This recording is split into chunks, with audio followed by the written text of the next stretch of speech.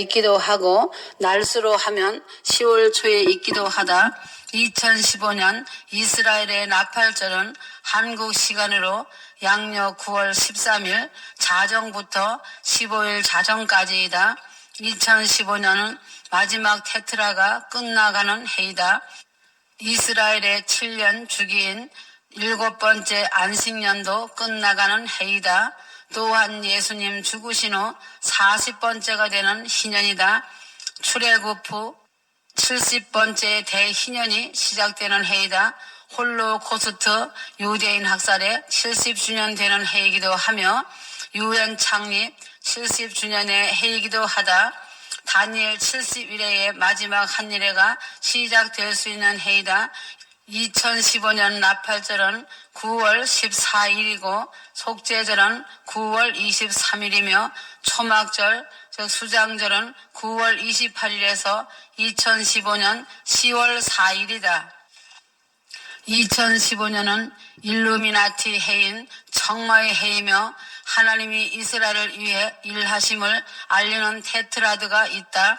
이스라엘의 유월절과 초막절에 나타나는 4번의 계기월식 현상이 시작되는 해이다.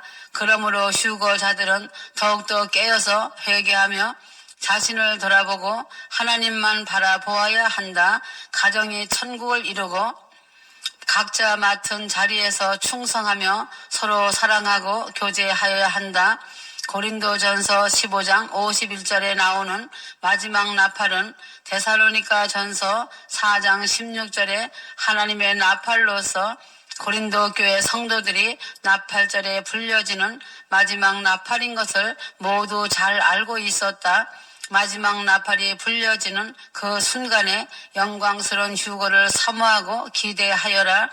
계시록 11장 15절에 나오는 7번째 나팔은 후 3년 반, 즉 대환란 기간에 불려지는 심판의 나팔, 천사의 나팔로 바울이 언급한 마지막 나팔이 아니다.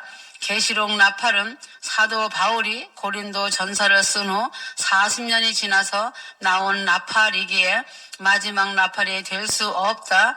계시록의 7번째 나팔은 주후 96년에 사도 요한이 반모섬에서 계시받을 때 등장한 나팔로 고린도 교회와 사도 바울이 살던 당시에는 존재하지 않았던 나팔이다.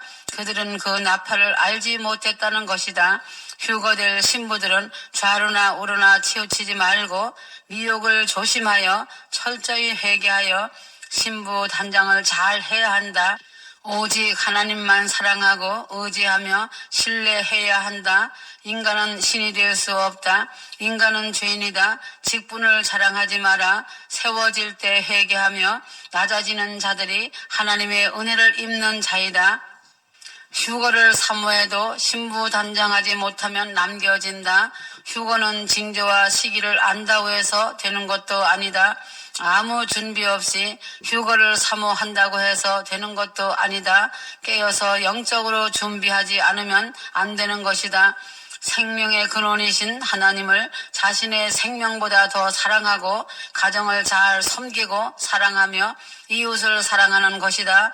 이런 소망을 누리지 않는 자는 자신이 진정 하나님을 사랑하는지 점검해 보아야 한다. 이러한 소망들을 가슴에 품고 즐거움과 기쁨을 누릴 때 악한 원수의 유혹에도 미혹되지 않으며 모든 미혹과 유혹을 배설물같이 찌꺼기처럼 여기며 승리할 수 있다. 자칭 자신이 신이 된 양 어리석음을 쏟아내며 교만과 거짓과 욕망의 눈이 어두워 자신을 드러내고 진리를 왜곡하여 하나님을 대적하는 파렴치범이 되면 하나님의 무서운 심판을 피하지 못할 것이다. 이런 자들이 하나님 앞에 설 때 유구무원하는 자가 될 것이다. 지상에는 반드시 악한 자들의 심판이 있다는 것을 잊지 말아야 한다. 진리의 말씀을 왜곡하며 성경의 순리를 바꾸려는 시도는 믿는다고 하기에는 너무도 무섭고 비참한 일이 될 것이다. 이런 자들이 하나님을 이용하고 조롱하는 자가 되어 불심판을 받는 것이 된다. 휴거될 신부들을 미혹하며 거짓으로 올무를 놓아 덫을 치고 걸림돌 역할을 한다면 하나님의 심판을 반드시 받을 것이다. 자신으로 인해 남에게 걸림돌이 되지 말아야 한다. 휴거자들은 영을 잘 분별하여 어떠한 거짓말에도 걸려 넘어지면 자신과 가족이 다 같이 불행을 당한다는 것을 생각해야 한다.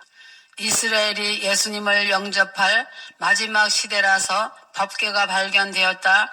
때가 되니 아라랏산 산에서 노아 방주가 발견되고 홍해 바닷속에서 출애굽때 침몰한 애굽의 병거도 발견하였다. 이렇게 놀라운 언약궤 발견을 했지만 이스라엘 정부는 극비에 붙이고 공개하지 않고 있으나 적 그리스도에게 속은 이스라엘 정부